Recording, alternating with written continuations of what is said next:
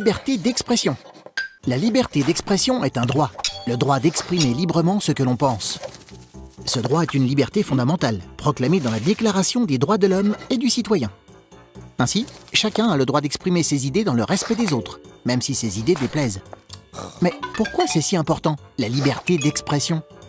Car sans liberté d'expression, il n'y a pas de liberté de penser et pas de démocratie. C'est-à-dire que le peuple ne peut pas s'exprimer. Par exemple, dans certains pays, il est interdit d'exprimer toute idée qui n'est pas en accord avec celle des dirigeants.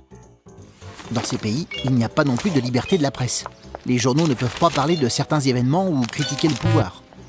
Or, la liberté de la presse garantit aux citoyens d'avoir toutes les informations nécessaires pour se forger une opinion librement. Pour cela, les journalistes obéissent à des règles. Ils peuvent parler de tous les sujets, mais en faisant attention à vérifier l'information pour en garantir la qualité. C'est pourquoi, dans une démocratie, les journaux ont pour rôle d'éclairer leurs lecteurs et de susciter les débats d'idées entre les citoyens. Charlie Hebdo est un célèbre journal satirique qui existe depuis des décennies et qui réagit à l'actualité en publiant des dessins humoristiques. Le 7 janvier 2015, ce célèbre journal, nécessaire à la démocratie, a été victime d'une attaque terroriste qui a fait 12 morts et des blessés. Cet attentat est un choc, car en tuant les journalistes de Charlie Hebdo, les terroristes se sont attaqués au symbole de la liberté d'expression en France. Le spectacle s'appelle Drôle de troupeau. C'est tous les ans au théâtre de Troupeau-Mée. Des habitants montent sur scène pour faire le portrait de leurs voisins en toute liberté. On s'amuse, on exagère, tout le monde adore. Mais cette année, le voisin de Monsieur Pita, qui tient le kebab près du collège, a gâché la soirée. Monsieur Pita met de la colle à la place de la sauce blanche dans ses sandwichs. Pas étonnant, tout le monde sait que les Turcs sont des escrocs. On devrait tous les dégager vite fait. Scandale au théâtre. Le maire a quitté la salle en disant « Il y a des limites à la liberté d'expression ». Où s'arrête la liberté d'expression ? Le lendemain, le Canard boiteux a publié un article sur le sujet. Oui, en France, la liberté d'expression est la règle, c'est même écrit dans la Déclaration des droits de l'homme de 1789. Mais la loi fixe des limites à cette liberté.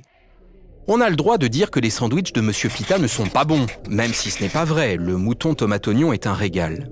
Mais dire, sans la moindre preuve, qu'ils contiennent de la colle et donc sont dangereux pour la santé, c'est de la diffamation ou de la calomnie et c'est puni par la loi. Affirmer en public que les Turcs sont des voleurs et qu'ils devraient dégager, c'est injurier, appeler à la violence, c'est puni évidemment. Comme tout ce qui appelle à la haine d'une personne ou d'un groupe à cause de sa religion, de sa couleur de peau ou de sa sexualité. Sanctionner aussi l'apologie, autrement dit la justification, l'encouragement du terrorisme, des crimes de guerre et des crimes contre l'humanité. Le Canard boiteux a aussi publié une interview de l'avocat du voisin, Maître Bavard, avec cette question. Alors on ne peut plus rire en France, on n'a plus le droit à la caricature ? Bien sûr que si. Mais l'intention de faire rire, de faire réfléchir, doivent être claires. L'année dernière, à la veille de Noël, le caricaturiste du journal Babu avait publié un dessin de Marie avec un gros ventre et cette phrase « La Vierge encore enceinte, ça devient louche ».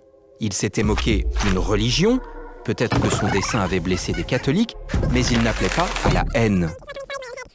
Babu a fait un autre dessin qu'il a offert au restaurateur turc.